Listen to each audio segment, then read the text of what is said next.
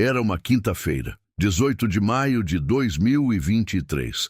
Eu estava sentado na varanda da minha fazenda quando meu filho veio me dizer que eu envergonhava a família. Não com essas palavras exatas, não de uma vez, mas foi isso que ele disse. Com outros termos, com um tom de quem explica uma coisa óbvia para alguém que não entende direito. Com o mesmo jeito que ele tinha de falar comigo nos últimos 2 anos, devagar e pausado, como se eu fosse criança ou como se eu fosse velho demais para captar o sentido das coisas. Eu tinha 67 anos naquele dia, tinha 42 anos de trabalho no corpo. Tinha 340 hectares de terra embaixo dos pés, terra que eu comprei com cada centavo que economizei desde os meus 25 anos. Cada centavo tirado de trabalho de enxada, de trator, de sol de rachar a cabeça, de inverno sem cobertor suficiente. E o meu filho me mandou ficar na garagem. Ficou de braços cruzados na soleira da porta e disse que os sogros vinham de São Paulo no dia seguinte, que eram pessoas de um nível diferente, que a Vanessa ia ficar constrangida se eu estivesse na varanda principal quando eles chegassem. Eu olhei para ele por um momento, depois olhei para o céu. O sol estava descendo atrás do Morro dos Pinheiros, pintando tudo de cor de ferrugem e ouro velho. Cheirava a capim molhado e a fumaça de lenha da cozinha. Não disse nada. Mas dentro do meu peito, alguma coisa que eu tinha segurado por muito tempo começou a se mover, quieto, como a água debaixo do gelo. Quieto, mas em movimento. E eu sabia que quando essa água chegasse na superfície, nada mais ia ser como antes. Antes de eu te contar como aquele portão se abriu e quem estava na varanda quando os cavalcantes chegaram, preciso te contar quem é Alcides Ferreira. Preciso que você entenda de onde eu vim, o que eu construí e por que o que aconteceu foi tão fundo quanto foi. Porque sem entender isso, você vai achar que é só uma história de desentendimento entre pai e filho. Não é. É uma história sobre o que acontece quando um homem passa a vida inteira construindo alguma coisa com as próprias mãos e descobre que alguém que ele amava estava tentando roubar isso enquanto ele dormia. Seja bem-vindo ou bem-vinda. Se você chegou até esse canal agora pela primeira vez, fico muito feliz que você esteja aqui. E se você já faz parte dessa família, sabe o quanto eu valorizo a sua companhia. Antes de continuar, me faz um favor. Escreve nos comentários a cidade e o estado onde você está agora. Pode ser qualquer lugar do Brasil. Pode ser do exterior. Eu gosto de saber com quem estou conversando. Saber que tem alguém do outro lado. Preciso te dizer também que essa história é baseada em fatos reais, mas alguns nomes, lugares e detalhes foram alterados para preservar a privacidade das pessoas envolvidas. Qualquer semelhança com pessoas específicas é coincidência, mas a dor, a injustiça e a lição que vem no final, isso é completamente real. Isso não tem ficção nenhuma. E agora, me deixa te contar quem é Alcides. Meu nome é Alcides Ferreira. Tenho 67 anos. Nasci numa sexta-feira de julho de 1956, numa casa de pau a pique na zona rural de Três Corações, Minas Gerais. Filho de um meeiro e neto de outro meeiro. A história da minha família era uma história de trabalhar na terra dos outros, de plantar para colher a metade, de criar filho com o que sobrava. Meu pai se chamava Osmar. Era um homem de poucas palavras e muita calma. Acordava às 5 da manhã todos os dias, sem precisar de despertador, como se o corpo dele tivesse aprendido sozinho que a vida começa antes do sol. Quando eu tinha 15 anos, ele me chamou num canto e me entregou o relógio dele. Era um relógio de bolso de latão, pequeno, com a tampa ralada e o vidro da frente trincado no canto. Ele tinha parado de funcionar anos antes, mas meu pai carregava ele assim mesmo, no bolso do lado esquerdo da camisa. Eu perguntei por que ele me dava aquilo se não funcionava. Ele disse, porque o tempo que importa não é o que esse relógio marca, é o que você faz com o tempo que Deus te dá. Nunca mais esqueci isso. Carrego aquele relógio comigo desde os meus 15 anos. Todos os dias da minha vida, no bolso do lado esquerdo, perto do coração. Nos dias de sol escaldante e nos dias de chuva fria. Nas sextas-feiras de pagamento e nas segundas-feiras de dívida. no dia em que casei com a Lourdes, em março de 1982, no dia em que o Rodrigo nasceu, em junho de 85, no dia em que a Lourdes foi embora, em janeiro de 2021. Esse relógio parado me ensinou mais sobre o tempo do que qualquer calendário. Eu saí de casa aos 15 anos para trabalhar como ajudante de pedreiro na cidade. Depois, fui para a roça vizinha como diarista. Depois, como empregado fixo. Trabalhei em 8 fazendas diferentes ao longo de 22 anos. Eu era o tipo de trabalhador que o patrão confia e os outros respeitam, não por medo, mas porque eu nunca fingi trabalhar. Quando estava trabalhando, eu trabalhava de verdade. Em 1986, com 30 anos, eu e a Lourdes juntamos a poupança que tínhamos conseguido fazer ao longo de 4 anos de casados, mais um dinheiro que eu tinha ganhado vendendo uma novilha que criei por conta própria, e demos entrada num sítio pequenininho de 42 hectares no município de Três Corações. 42 hectares de terra ressecada, com uma casa de tijolos sem reboco e um curral torto. Foi o dia mais feliz da minha vida até aquele momento. A Lourdes entrou na casa, olhou para as paredes de tijolo vermelho sem pintura, olhou para o chão de cimento bruto, olhou para mim e sorriu com aquele sorriso dela que juntava os cantos da boca sem mostrar os dentes. Ela disse: "Agora é nosso, Alcides. Agora é nosso mesmo." Eu chorei. Não me envergonho de dizer isso. Chorei feito criança no meio daquele chão de cimento bruto. Nos anos seguintes, eu trabalhei de manhã cedo até depois do sol se pôr para melhorar aquela terra. Aprendi sobre pastagem, sobre gado, sobre soja, sobre café, fiz curso de cooperativa, fui à reunião de sindicato, conversei com agrônomo. A Lourdes cuidava da casa, criava as galinhas, fazia queijo para vender na feira, costurava para fora quando precisava. Fomos crescendo juntos, ela e eu. Em 92, compramos mais 80 hectares do vizinho que estava indo embora para a cidade. Em 2004, compramos mais 118 hectares do lado norte. Em 2014, compramos os últimos 100 hectares que fecharam as divisas da fazenda. 340 hectares no total, registrados em cartório, com matrícula limpa, no nome de Alcides Ferreira e Maria de Lourdes Ferreira. Dei o nome de Fazenda Santa Lourdes, porque ela era a santa daquela terra. A casa principal cresceu junto com a fazenda. Começou com 2 cômodos, foi virando 4, depois 6, depois uma casa de alvenaria com varanda de frente e de fundo, janelas com grade de ferro que eu mandei fazer sob medida, piso de cerâmica escolhido por ela tijolo a tijolo na loja da cidade. Na varanda de frente, ela plantou um jardim, rosas, begônias, espadas de São Jorge. Ela regava toda manhã antes do café,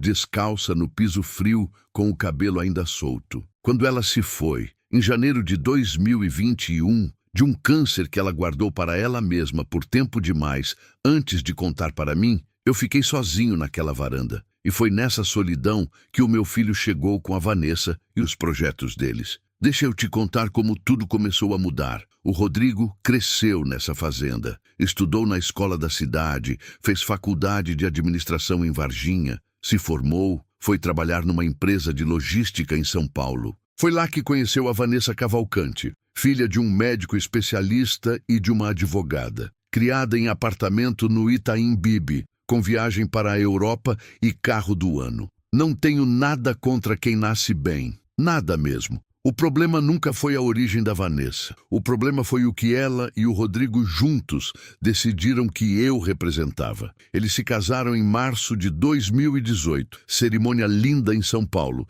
numa chácara no interior da capital. Eu fui de terno, o único terno que eu tinha, um terno preto comprado para o enterro da minha mãe em 2010. O terno ainda servia, mas estava um pouco folgado nas costas. A Lourdes tinha consertado o forro do bolso esquerdo para eu poder carregar o relógio do meu pai sem risco de cair. Naquele casamento, fui apresentado para os Cavalcante, o doutor Edmundo e a dona Silvia, pessoas finas, educadas, com aquele jeito de São Paulo de apertar a mão com firmeza e sorrir sem comprometer nada. O doutor Edmundo me perguntou o que eu fazia. Eu disse que tinha fazenda de gado e soja no interior de Minas. Ele acenou com a cabeça de um jeito que não era curiosidade. Era confirmação de algo que ele já sabia sobre mim. Não me ofendi naquele momento. Registrei e guardei. Depois que a Lourdes foi embora, o Rodrigo ligou com mais frequência. Toda semana, às vezes mais. Perguntava como eu estava, se eu estava comendo, se estava dormindo. Parecia cuidado de verdade. Eu acreditei de verdade. Em agosto de 2021, ele me ligou dizendo que ia me visitar, que a Vanessa ia junto, que eles queriam passar uns dias na fazenda. Fiquei feliz. Eu precisava de companhia, precisava da presença do meu filho. Eles ficaram 2 semanas. O Rodrigo andou por toda a fazenda comigo, ouviu o relatório do gerente, conversou com os peões, pegou os papéis da propriedade, os extratos da cooperativa, os contratos de arrendamento de parte da pastagem. Disse que queria entender melhor o que eu tinha. Para o futuro, pai, para quando o senhor precisar de ajuda. Eu pensei que era filho preocupado com pai viúvo. A Vanessa ficou pouco na área externa. Passou a maior parte do tempo no quarto ou na varanda com o celular. Mas num dia, ela veio até mim, enquanto eu tomava café na cozinha, sentou do outro lado da mesa e, com um sorriso muito delicado, disse uma frase que eu deveria ter prestado mais atenção. Seu Alcides, o senhor não deve ser fácil cuidar de tudo isso sozinho. Uma propriedade dessa precisa de gente jovem, com energia, sabe? Eu disse que tinha peão bom e que ainda me virava bem. Ela sorriu de novo, o mesmo sorriso. Claro que sim. Não prestei atenção suficiente naquele sorriso, naquele claro que sim, naquele silêncio que veio depois, que durou 2 segundos a mais do que devia. Em outubro de 2021, o Rodrigo me ligou com uma proposta. Disse que ele e a Vanessa estavam pensando em sair de São Paulo, que queriam uma vida diferente, que a ideia era vir morar na fazenda, ajudar a tocar o negócio. Porque o senhor já trabalhou demais, pai. Está na hora de descansar um pouco. Disse que precisaria colocar o nome dele na escritura para conseguir financiamento bancário para fazer melhorias na propriedade.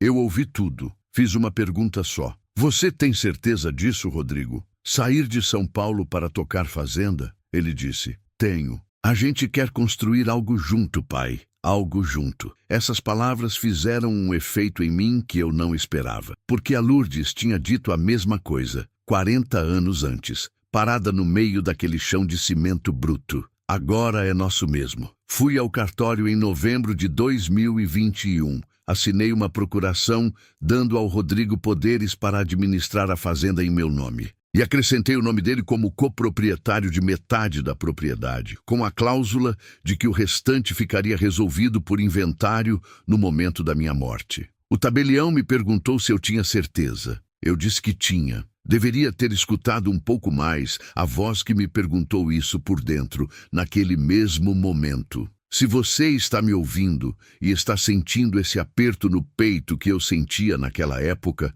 saiba que você não está sozinho ou sozinha. Eu sei que muita gente que está ouvindo essa história já passou por algo parecido. Alguém em quem você confiou, alguém que você amava, que usou a sua boa fé como porta de entrada. Me conta nos comentários, você já confiou em alguém da família, de coração aberto, e só percebeu o interesse por trás quando já era tarde demais? Pode ser qualquer situação. Eu quero ler, eu respondo. E se essa história está te tocando, aperta o joinha agora. Esse gesto pequeno me ajuda a levar essas histórias para mais gente que precisa ouvir. E se você ainda não está inscrito nesse canal, me faz esse favor agora, porque essa história ainda não acabou. O que vem a seguir é a parte que eu precisei de coragem para contar. E você vai querer estar aqui quando chegar. Os primeiros meses depois que o Rodrigo e a Vanessa se mudaram para a fazenda, em fevereiro de 2022, foram razoáveis. Difíceis de um jeito que eu ainda não sabia nomear, mas razoáveis. O Rodrigo chegou com ideias, muitas ideias. Queria modernizar o galpão, comprar novas máquinas, renegociar com a cooperativa. Algumas eram boas, outras eu não entendia direito, mas deixei ele tentar. O que começou a mudar não foi nas reuniões de negócio, foi nas pequenas coisas do dia a dia. No começo de março de 2022, a Vanessa reformou a cozinha. sem me perguntar. Cheguei de uma ida ao veterinário e a cozinha estava com a bancada trocada. O armário antigo, que a Lourdes tinha escolhido, estava desmontado num canto, e havia uma ilha no meio, onde antes havia a mesa onde eu e a Lourdes tomávamos café há 35 anos. Fui até o Rodrigo e disse, com jeito, filho, precisava me avisar antes. Essa cozinha tem história. Ele disse, pai, aquilo estava velho. A Vanessa tem gosto para essas coisas. O senhor vai se acostumar. Eu me acostumei. Engoli. Pensei que era frescura minha. Em abril,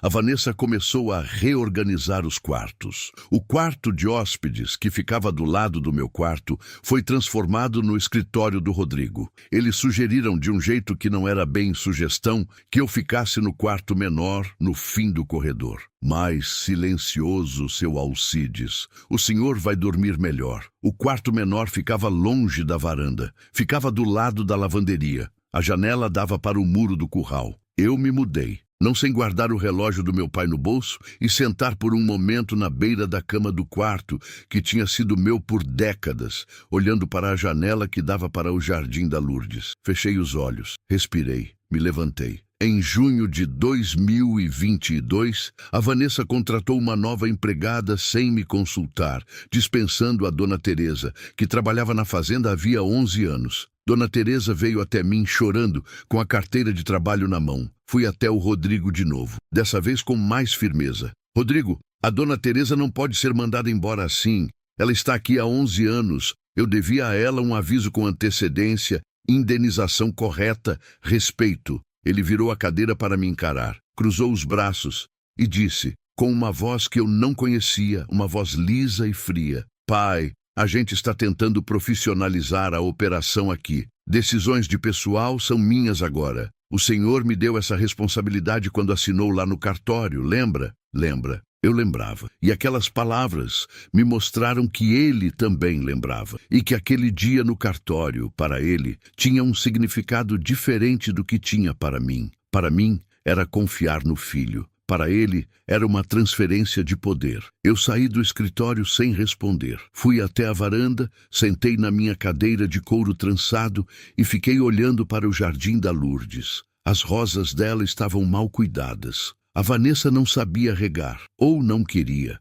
Não disse mais nada, mas não esqueci. De agosto para setembro de 2022, o comportamento do Rodrigo mudou de um jeito que ficou mais difícil de ignorar. Ele passou a me excluir das conversas com o gerente da fazenda. Quando o seu Valdemar, o gerente que eu tinha contratado em 2012, vinha me consultar sobre alguma decisão, o Rodrigo aparecia no meio da conversa e redirecionava tudo para si. Uma vez me mandou uma mensagem de texto, eu que estava a 40 metros de distância, pedindo que eu deixasse o Valdemar trabalhar sem interrupção. Eu li aquela mensagem sentado na mesma varanda onde o meu filho tinha aprendido a andar. Uma interrupção. Eu, na minha própria fazenda, era uma interrupção. Foi em outubro de 2022 que eu entendi que a coisa era mais séria do que eu queria admitir. O Rodrigo e a Vanessa foram a São Paulo por um fim de semana. Eu aproveitei para conversar longamente com o seu Valdemar, que estava claramente desconfortável. Com jeito, fui perguntando coisas. Com jeito, ele foi respondendo. Descobri que o Rodrigo havia feito 3 transferências da conta da fazenda para uma conta pessoal dele nos últimos 6 meses. Valores pequenos, mas sem registro de justificativa. O Valdemar achava que eram despesas pessoais passadas, como custo da propriedade. Não tinha certeza, não queria se meter. Eu agradeci. E fui dormir naquela noite com um peso no peito que eu só conhecia de uma outra vez na vida. Da noite em que o médico disse que a Lourdes não tinha mais o que fazer. Foi num sábado de novembro de 2022 que aconteceu o dia que eu nunca mais vou esquecer. Era manhã. 10h20. Eu sei a hora porque olhei para o relógio de parede da sala antes de sair para a varanda, numa tentativa de fazer aquela manhã parecer normal. Os pais da Vanessa tinham chegado na véspera para uma visita de fim de semana. O doutor Edmundo e a dona Sílvia. Eu os tinha recebido com educação, oferecido café, mostrado a fazenda por cima. Eles foram gentis da boca para fora. A dona Sílvia olhava para a decoração da casa com um sorriso que era mais análise do que admiração. Na manhã do sábado, eu estava sentado na varanda de frente quando o Rodrigo saiu pela porta, fechou atrás de si e ficou de pé na minha frente. Pai, eu preciso pedir uma coisa. Pode falar. Os pais da Vanessa estão na sala. A gente vai tomar café da manhã juntos aqui na varanda. O senhor poderia ficar na garagem um tempo ou dar uma volta pelo pasto? Eu achei que tinha entendido errado. Como assim? O senhor fica muito à vontade, né, pai? Fala das coisas da roça, das vacas, da plantação. Os pais da Vanessa são de outro mundo. Ela fica constrangida quando eles ficam sem saber como reagir. Não é nada pessoal. Nada pessoal. Eu olhei para o meu filho por um tempo que deve ter parecido longo para os dois. Ele estava com uma camisa social nova, azul clara. Estava de cabelo arrumado. Estava com o mesmo jeito de quem acabou de dizer uma coisa razoável e está esperando uma resposta razoável. Você quer que eu fique na garagem enquanto os Cavalcante tomam café na varanda da minha casa? Não é bem assim, pai. É bem assim, Rodrigo. Ele não respondeu. Mudou o peso de um pé para o outro. Olhou para o jardim, não para mim. E então eu fiz a coisa que fiz durante a vida inteira quando a situação ficou maior do que minha capacidade de responder naquele momento. Fiquei quieto. Me levantei da cadeira. Entrei pela porta lateral. Fui até meu quarto no fim do corredor. Sentei na beira da cama. Tirei o relógio do meu pai do bolso da camisa e segurei ele com as duas mãos. Aquele metal velho. Aquele vidro trincado. Fiquei olhando para aquele relógio parado às 6h47 da manhã, a hora em que meu pai morreu, e pensei, o que é que o senhor faria agora, pai? Por fora eu estava quieto. Por dentro, alguma coisa tinha partido. E partiu de um jeito que não volta. Naquela noite, eu não consegui dormir. Fiquei deitado no quarto do muro do curral, com o teto branco acima de mim, ouvindo o barulho da ventilação da lavanderia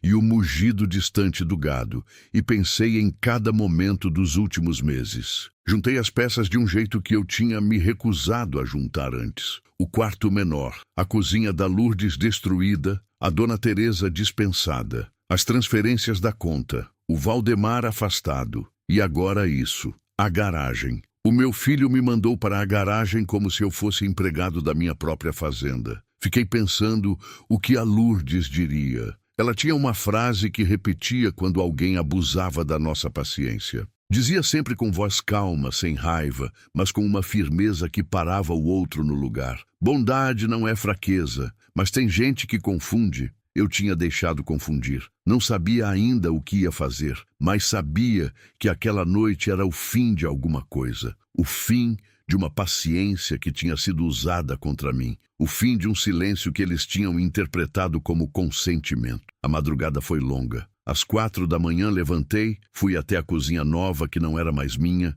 e fiz um café. Fiquei de pé na frente da janela, olhando o escuro lá fora, e pensei, amanhã eu começo a entender o tamanho real do que está acontecendo. Não foi bravata, foi decisão. A diferença é tudo. A descoberta aconteceu de um jeito tão simples que me envergonhei de não ter visto antes. Foi em janeiro de 2023. Eu tinha ido ao escritório do Rodrigo, que ficava no que era antes o quarto de hóspedes, buscar o caderno de registros do gado que eu precisava para uma consulta com o veterinário. O Rodrigo estava na cidade. A Vanessa estava no jardim de fundo com a irmã que tinha vindo visitar. Eu entrei, fui direto à estante onde os cadernos ficavam, peguei o que eu queria e quando ia sair, meu cotovelo esbarrou numa pasta que estava em cima da mesa encostada na parede. A pasta caiu. Os papéis caíram no chão. Me abaixei para juntar. E o que vi naqueles papéis me fez ficar de joelhos no chão do escritório do meu filho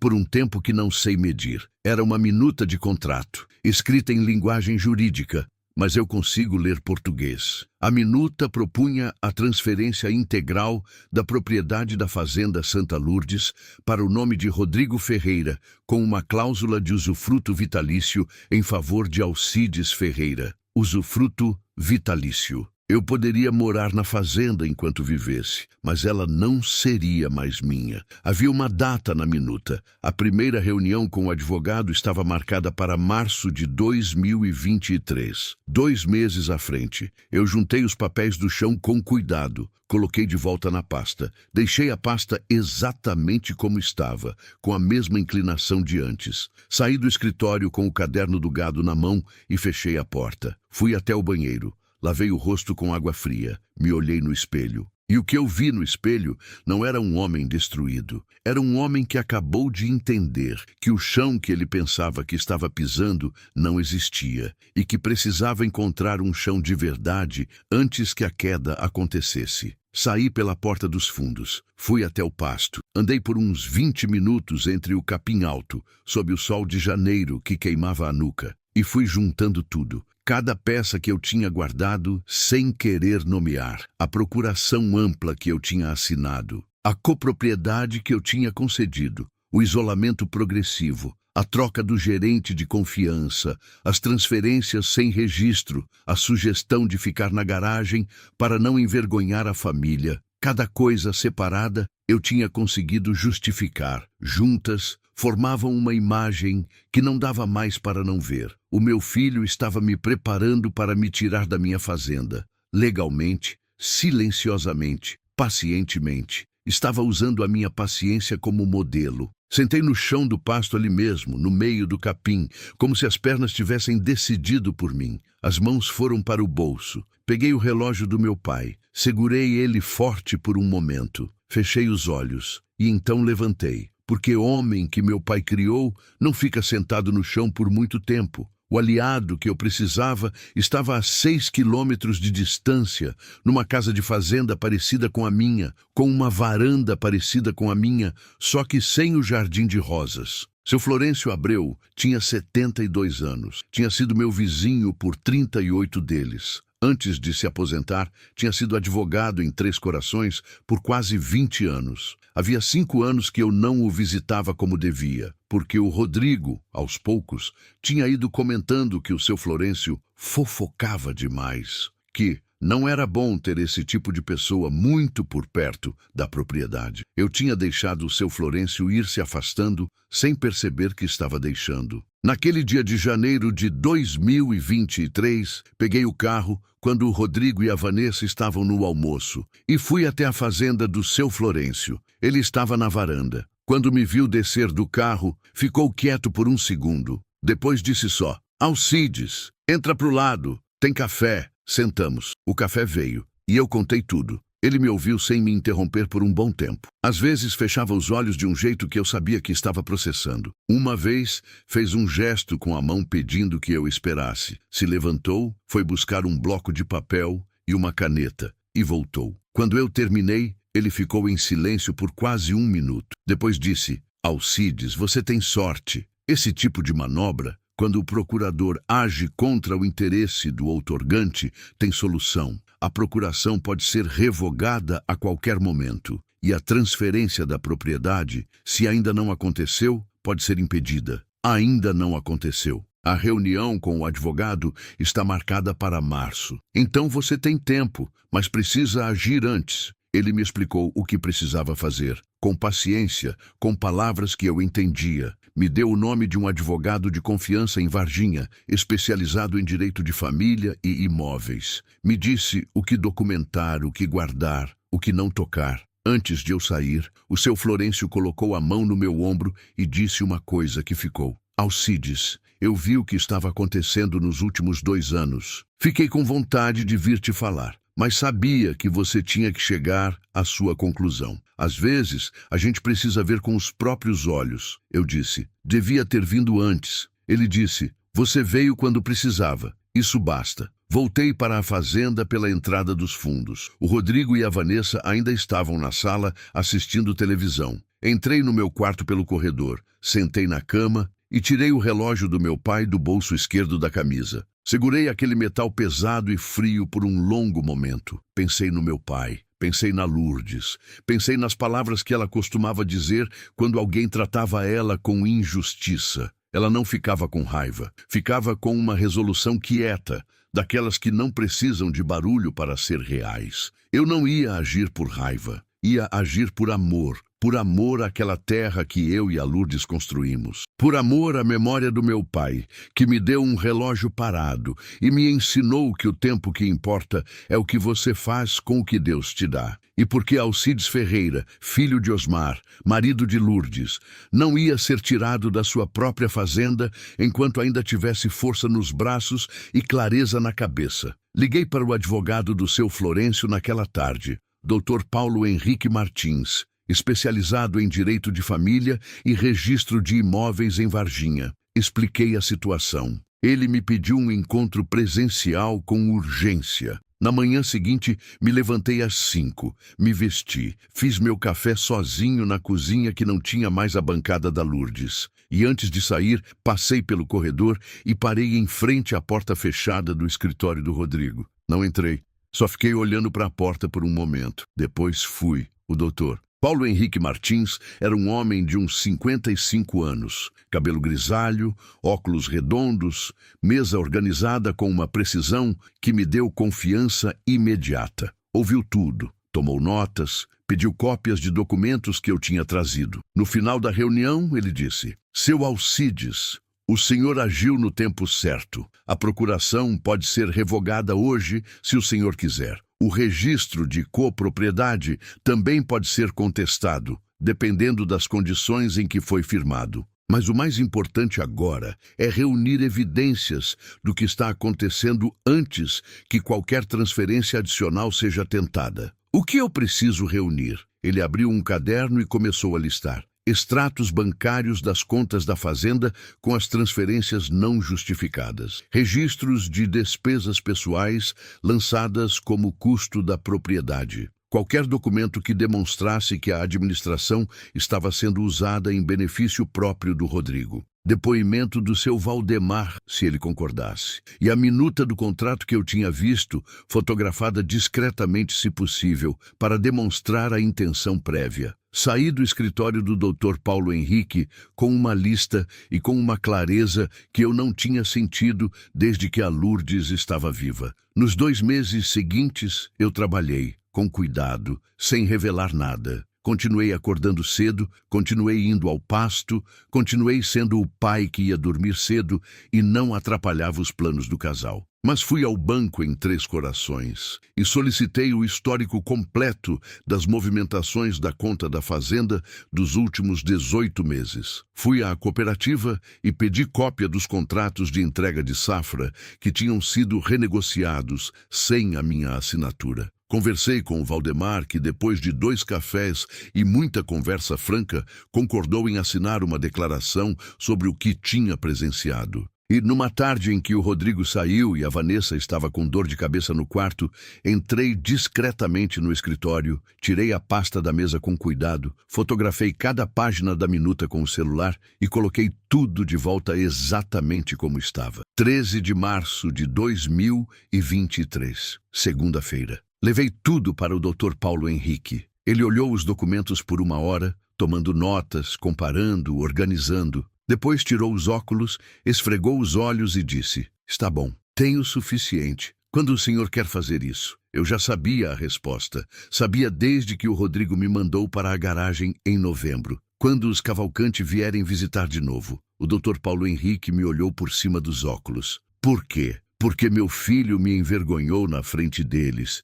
E quero que eles estejam lá quando ele descobrir que está errado." Ele ficou quieto por um momento. Depois disse com cuidado: "Seu Alcides, isso é legítimo, mas precisa ser feito de forma que não pareça vingança. Precisa parecer o que é, a verdade aparecendo. Vai parecer." A próxima visita dos Cavalcante estava marcada para o final de maio de 2023. Eu sabia porque a Vanessa tinha dito na mesa do jantar, sem nem olhar para mim, que os pais dela vinham no dia 19 de maio. Era uma quinta-feira. Um dia antes, na quarta-feira 18, o meu filho me olhou na varanda e me mandou para a garagem. Mas naquela quinta-feira, quando o portão da fazenda Santa Lourdes se abriu para o carro dos Cavalcanti entrar, quem estava de pé na varanda principal era eu. Só eu. Deixa eu te contar como aquela manhã de quinta-feira aconteceu de verdade. Eu acordei às 4h45 da manhã.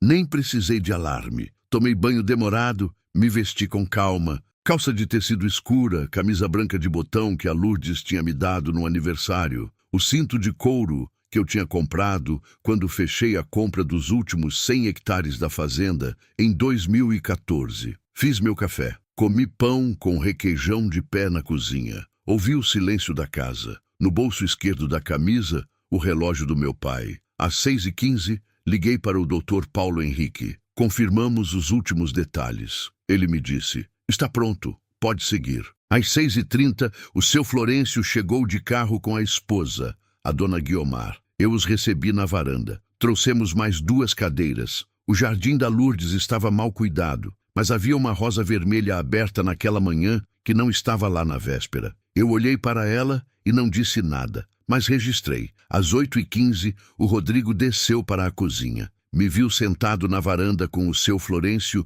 e a dona Guiomar e parou no meio do corredor, visivelmente confuso. Me olhou. Olhou para eles. Bom dia, Rodrigo, eu disse. Bom dia, ele disse devagar. O senhor não ia. Ia o quê, filho? Ele não terminou a frase. Olhou de novo para o seu Florencio. Eu vi a conta que estava fazendo na cabeça.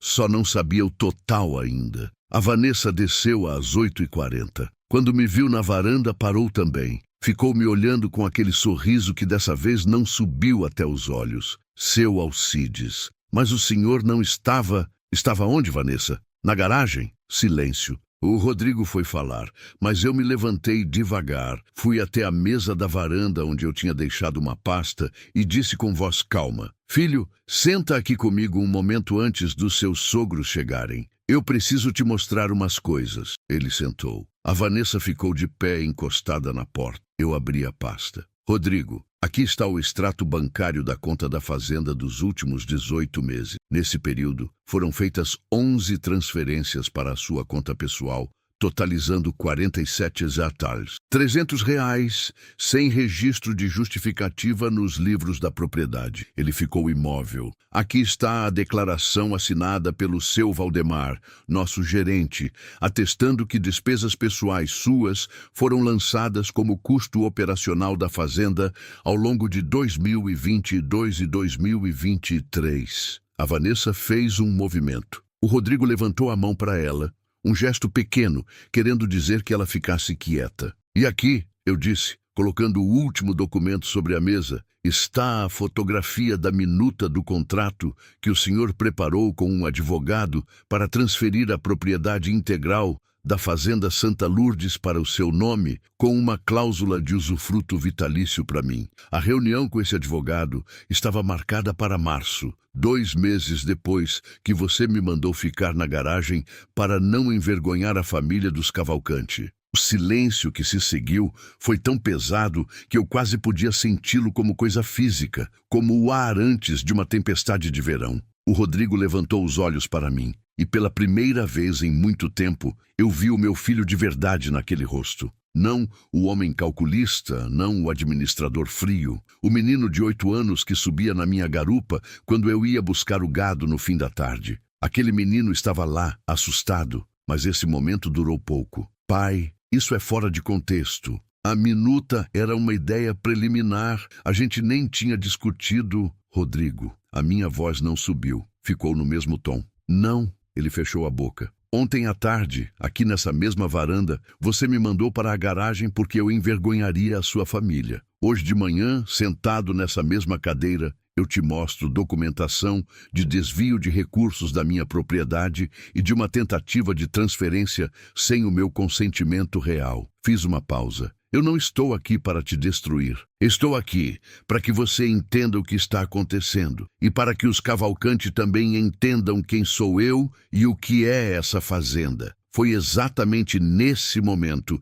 que o barulho do carro dos Cavalcanti chegou lá fora. O portão eletrônico abriu. O carro entrou devagar pelo caminho de terra batida que eu tinha aberto com minhas próprias mãos em 1993. O Dr. Edmundo desceu primeiro, depois a Dona Silvia. Olharam para a varanda. Viram eu de pé, com o seu Florencio e a Dona Guiomar sentados atrás de mim. Viram o Rodrigo e a Vanessa com expressões que não combinavam com manhã de visita de família. O Dr. Edmundo chegou até a escada da varanda e disse: "Bom dia, seu Alcides." Eu desci 2 degraus e estendi a mão. "Bom dia, doutor. Bem-vindo à Fazenda Santa Lourdes. Essa propriedade tem 340 hectares. Eu comprei o primeiro pedaço com 30 anos e 2 anos de poupança, e o último com 58 anos e 40 de trabalho." Fiz uma pausa breve. Ela tem o nome da minha esposa falecida, porque ela ajudou a construir cada centímetro disso aqui. Fico feliz que o senhor esteja conhecendo de verdade. O Dr. Edmundo olhou para o Rodrigo, depois olhou de volta para mim e disse, com uma voz diferente da que ele tinha usado comigo naquele casamento anos atrás: "É uma propriedade bonita, seu Alcides." A exposição continuou dentro de casa. O Dr. Paulo Henrique tinha chegado às 9h30, pontual, de terno e pasta de couro. Apresentei-o ao Rodrigo como meu advogado. O Rodrigo ficou pálido de um jeito que eu nunca tinha visto. O Dr. Paulo Henrique colocou os documentos sobre a mesa da sala. Explicou, com a precisão de quem sabe o que está fazendo, cada item. As transferências, os desvios, a minuta de transferência de propriedade, a data da reunião que estava marcada para março e que não havia acontecido porque eu havia chegado antes. A Vanessa tentou falar em vários momentos. Dr. Paulo Henrique a ouvia, respondia com brevidade e voltava ao documento seguinte. O Dr. Edmundo ficou em silêncio durante quase toda a exposição. A Dona Silvia ficou com as mãos no colo, olhando para a mesa. Quando o Dr. Paulo Henrique terminou, colocou 2 documentos sobre a mesa. Esse é o instrumento de revogação da procuração outorgada por seu Alcides ao seu filho Rodrigo. Está assinado e registrado em cartório desde a semana passada. A partir de agora, o senhor Rodrigo não tem mais poderes legais para agir em nome de seu Alcides. Rodrigo não disse nada. E esse é o acordo que seu Alcides propõe, em substituição a qualquer processo judicial. O senhor Rodrigo devolve os 47 ares, R$ 300 desviados em parcelas acordadas, renuncia à copropriedade conforme cessão a ser assinada e se compromete a deixar a propriedade em prazo de 60 dias. A Vanessa fez um som que não era bem uma palavra. O Rodrigo ficou olhando para os documentos por um longo tempo. Depois olhou para mim e eu vi, naquele momento, uma coisa que não esperava ver. Vi a vergonha, não a raiva, não a indignação, não a tentativa de se justificar. Só a vergonha quieta de quem entende que foi longe demais e que não tem como voltar atrás sem deixar algo para trás para sempre. Ele assinou os 2 documentos naquele dia. O Dr. Edmundo pediu para conversar comigo no fim da manhã, sozinho, na varanda. Ficamos de pé, os 2, olhando para o Jardim da Lourdes. Ele disse: "Eu não sabia da extensão do que estava acontecendo, seu Alcides." Eu disse: "Acredito que o senhor não sabia." Ele ficou em silêncio por um momento. "Desculpe pelo que aconteceu. Não era exatamente para mim a quem ele devia o pedido de desculpas, mas aceitei com educação, porque era tudo o que havia para aceitar naquele momento." Depois ele foi buscar a Dona Silvia e foram embora antes do almoço. A Vanessa foi com eles. O Rodrigo ficou.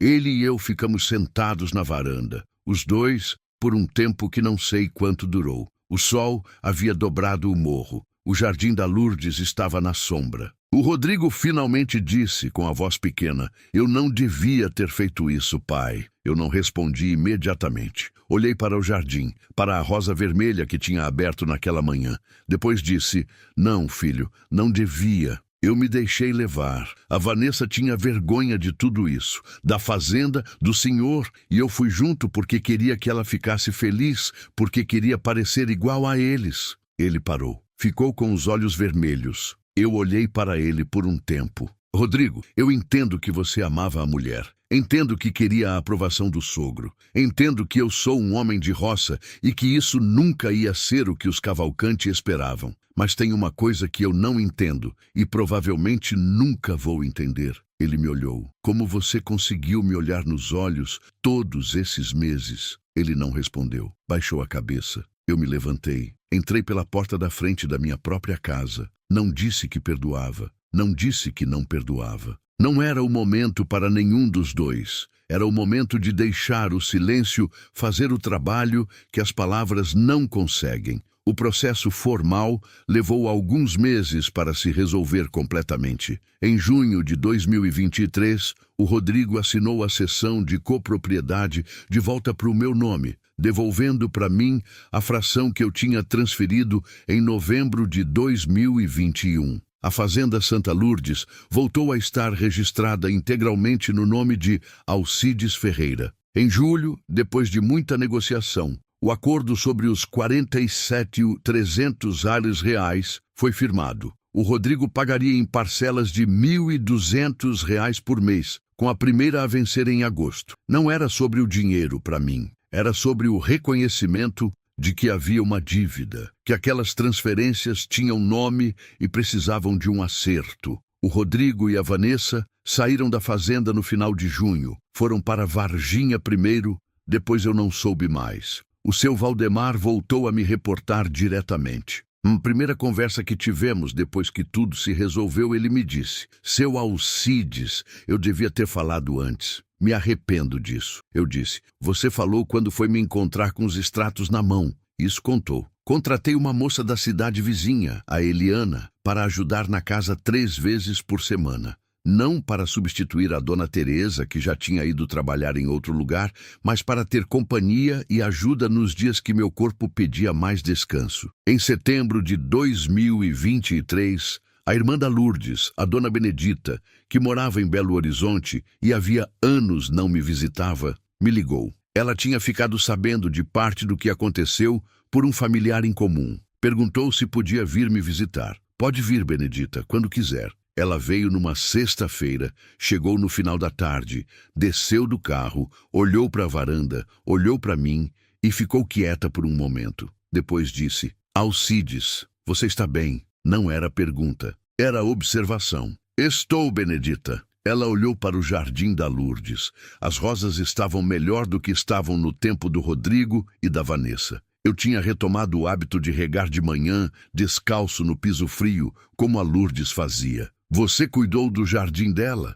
ela disse. "Tentei." Ela chorou um pouco. Eu tomei o café com ela sem precisar de mais nenhuma palavra por um bom tempo. Essa visita foi o momento em que eu entendi que o capítulo da traição tinha se fechado de verdade. Não quando os papéis foram assinados, não quando o dinheiro começou a voltar, quando a irmã da Lourdes sentou na minha varanda e olhou para as rosas dela e disse: "Você cuidou." Nos meses que se seguiram, eu voltei a ter uma rotina que era minha de verdade. Acordo às 5h30, café com pão, sozinho na cozinha, com a janela aberta para pegar o ar fresco do cerrado nas primeiras horas da manhã. Rego o jardim da Lourdes antes do sol ficar forte. Faço minha ronda pelo pasto com o Valdemar, ouvindo o relatório, tomando as decisões que são minhas para tomar. Em outubro de 2023, comecei a me envolver com a Associação de Pequenos Produtores do município. Iam se reunir todo mês,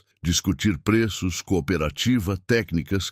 Comecei a ir, depois comecei a falar, depois comecei a ser ouvido. Um senhor novo que tinha chegado há pouco na região, 51 anos, uma fazenda comprada com tudo o que ele tinha, me procurou depois de uma reunião. Disse que estava se sentindo perdido, que a propriedade era grande demais para tocar sozinho, que não sabia em quem confiar. Eu sentei com ele por 1h30. Falei sobre o que eu aprendi, sobre o que faria diferente, sobre o que não abriria mão de novo. Ele foi embora mais tranquilo do que chegou. Fui para o carro. Antes de ligar o motor, peguei o relógio do meu pai no bolso esquerdo da camisa. Segurei ele na palma da mão aberta, aquele metal de latão desgastado, aquele vidro trincado, aquele ponteiro parado às 6h47 da manhã. Pensei no meu pai, no homem que me deu um relógio parado e me ensinou que o tempo que importa é o que você faz, com o que Deus te dá. Pensei na Lourdes, no dia em que ela entrou naquela casa sem reboco e disse: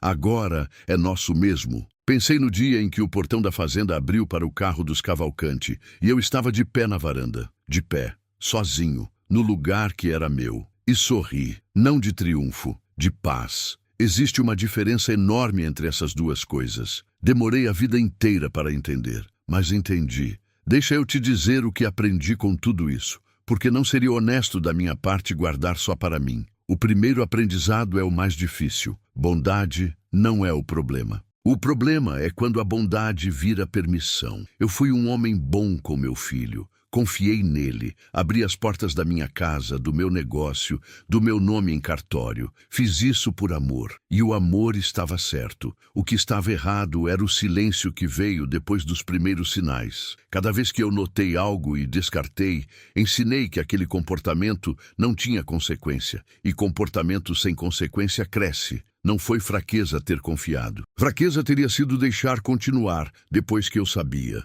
O segundo aprendizado é esse. Pedir ajuda não é derrota. Eu fiquei sozinho com aquele peso por meses. Tinha o seu Florencio a 6 quilômetros de distância, com conhecimento e vontade de ajudar. E ficava calado por orgulho, por vergonha de admitir que meu filho estava me enganando. Mas o orgulho não protege ninguém. A humildade de ir até o seu Florencio foi o que salvou minha fazenda. Se você está passando por algo parecido agora, não espere mais tempo do que eu esperei. O terceiro aprendizado é sobre perdão. E eu quero ter muito cuidado com esse aqui, porque a palavra perdão foi usada contra mim como arma, como ferramenta para me fazer aceitar coisas que eu não devia aceitar. Perdoar não é esquecer. Perdoar não é abrir a porta de volta. Perdoar não é deixar sem consequência. Perdoar é você decidir que aquela dor não vai carregar no seu corpo pelo resto da sua vida. Que você vai largar o peso não porque a outra pessoa merece leveza, mas porque você merece. Eu perdoei o Rodrigo, não na varanda naquele dia, num outro momento, muito mais tarde, sozinho de joelhos, numa conversa que foi só minha com Deus. Mas ele saiu da fazenda assim mesmo. O perdão e as consequências andam juntos. Um não cancela o outro. E o último conselho, o mais simples, cuida do que você construiu. Não só a fazenda, a dignidade, a memória, o nome, as rosas que alguém plantou, as pessoas que ficaram do seu lado quando era difícil. Cuida com o mesmo cuidado que você usou para construir, porque tem gente que sabe enxergar o que você construiu antes de você perceber o perigo. Meu pai me disse uma vez: o que você constrói com honestidade, ninguém pode tirar de verdade. Podem tentar, mas não conseguem. Eu entendi isso naquela varanda de pé, quando o portão abriu e eu estava lá. Só eu. Há um trecho do Salmo que a Lourdes lia em voz alta quando as coisas ficavam difíceis. Não de um jeito dramático, não de um jeito que parecia pregação. Ela lia como quem lembra de uma coisa que já sabe, de um jeito que a frase ficava no ar da cozinha como cheiro de café. Ainda que eu andasse pelo vale da sombra da morte, não temeria mal algum. Eu não sou homem de muitas palavras sobre fé. Nunca fui. Não sei rezar bem, não sei citar muita coisa de memória, mas sei reconhecer quando algo maior do que eu estava me sustentando naquele período. Porque não era força minha, só. A força que eu tinha para acordar às 4 da manhã, para agir com calma quando tinha raiva, para não confrontar antes de estar pronto, para segurar o relógio do meu pai e me levantar do chão do pasto. Essa força não veio só de dentro de mim. A Lourdes sempre dizia que a gente nunca está tão sozinho quanto pensa que está. Ela estava certa, como sempre. E o sofrimento que eu passei nesses 2 anos, eu não pediria de volta a ninguém. Não porque não doeu, doeu muito. Mas porque eu saí daquilo maior, mais claro sobre quem eu era, mais grato por cada coisa que eu tinha, mais capaz de ajudar o próximo que chegasse com um peso parecido. Meu pai tinha razão. O que você faz com o tempo que Deus te dá é o que conta, não o relógio, o tempo. Se você ficou comigo até aqui, eu preciso que você saiba uma coisa. Você não é uma pessoa qualquer. Você ficou 1 hora me ouvindo contar uma história de dor, de injustiça, de traição e de reconstrução. Isso diz algo sobre você. Diz que você valoriza histórias verdadeiras, que você sabe que a vida é complicada e que as pessoas que sobrevivem às partes complicadas têm algo importante para ensinar. Eu quero ouvir de você agora. Nos comentários, me conta. Você já passou por uma situação em que alguém que deveria te proteger usou a sua confiança contra você? Pode ser da família, pode ser de uma amizade, pode ser de qualquer relação onde você apostou de coração aberto. Não precisa contar tudo. Pode contar só o quanto você quiser. Eu leio todos os comentários. Sempre que posso, eu respondo. E se essa história te tocou, se em algum momento você sentiu raiva junto comigo, ou alívio, ou esperança, aperta o joinha agora. Esse botão pequeno me diz que eu não estou falando no vazio, que tem alguém do outro lado, e isso importa mais do que você imagina. Se você ainda não está inscrito nesse canal, me dá esse presente agora. Aperta o botão de inscrever e ativa o sininho. Tem muitas histórias como essa para contar. Histórias de pessoas que trabalharam a vida inteira, que amaram de verdade, que sofreram injustiças que não mereciam e que encontraram um jeito de se levantar. Essas histórias merecem ser ouvidas e você merece ouvi-las. Compartilha esse vídeo com alguém que precisa ouvir isso hoje. Você pode não saber quem é essa pessoa, mas ela existe. Talvez seja alguém que está no meio de uma situação parecida e acha que está sozinha. Talvez seja alguém que está sendo feita de menor por pessoas que deveriam amá-la.